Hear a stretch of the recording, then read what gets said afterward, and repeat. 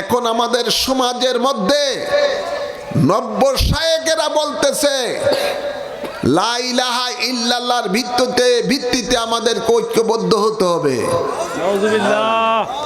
এখানে রাসূলকে বাদ দিয়ে দিয়েছেন। নাউজুবিল্লাহ। তাওহীদের ভিত্তিতে ঐক্যবদ্ধ হতে কয়, অথচ রিসালাতকে বাদ দিয়ে দেয়। নাউজুবিল্লাহ। নবীকে বাদ দিয়ে কখনো আল্লাহকে পাওয়া সম্ভব নয়। ঠিক না বাড়ি? নবী পাওয়ার মাধ্যমে আল্লাহকে পেতে হবে। এই যে আপনারা আলো পাচ্ছেন পাওয়ার হাউস থেকে, এখানে যে আপনার কারেন্ট এসেছে তার মাধ্যমে আপনারা আলো পাচ্ছেন, এই আলোটা কি আপনার তারটা কি সরাসরি কি 440 লাইনের মধ্যে যদি এই সরাসরি এই লাইটের তারটা লাগান তাহলে তারটা বাস্ট হবে, লগে লগে আপনারও অ্যাক্সিডেন্ট হওয়ার আশঙ্কা আছে। ঠিক না বা ঠিক? এই আলো পেতে হলে আপনাকে 440 লাইনের থেকে 220-র মধ্যে আসতে হবে। 220-র মাধ্যমে আপনাকে আলো পেতে পারবেন। এই আলো থেকে আজকে আমরা পরস্পরকে দেখতে পাই, উপকৃত হই এই আলো থেকে। ঠিক এমনি ভাবে আল্লাহকে ডাইরেক্ট পাওয়া যাবে না, আল্লাহকে পেতে হলে নবীর মাধ্যমেই পেতে হবে। নবীকে বাদ দিয়ে আল্লাহকে পাওয়া কখনো সম্ভব না।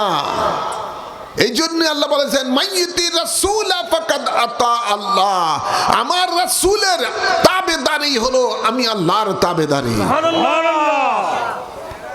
এখন কারো কারো গায়ে আগুন জ্বলে নতুন করে শায়েখদের যে আল্লাহর নামের সাথে নবীর নাম কেন থাকবে?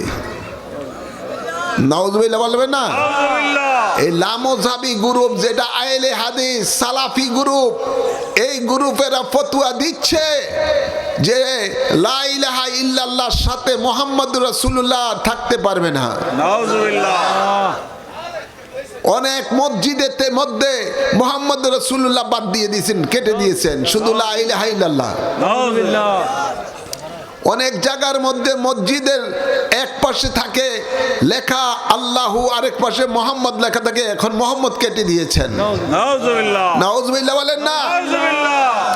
এই নতুন করে নব্য শায়েখ ওয়াজ করে নারে তাকবীর আল্লাহু আকবার স্লোগান দেয়, এক লোকে উঠে নারে রিসালাতের স্লোগান দিছে, কয় না নারে রিসালাতের স্লোগান দেওয়া যাবে না, এটা ফালতু স্লোগান। ওরা নবীকে বরদাস্ত করতে পারে না, আল্লাহর স্লোগানের সাথে নবীর স্লোগান মানতে চায় না। এরা কারা? এরা হলো ওই জাতি আব্দুল্লাহ ইবনে সুলুম, আব্দুল্লাহ ইবনে উবাই ইবনে সুলুম, এই গ্রুপ, যেই গ্রুপ রসুলে পাকের জামানার মধ্যে রসুলে পাকের সাথে বেয়াদবি করেছে, দুশমনি করেছে, যাদেরকে কোরআনে পাকের মুনাফিক বলে আল্লাহ আখ্যায়িত করেছেন। সূরতে মুসলমান, হাকিকতে বেঈমান।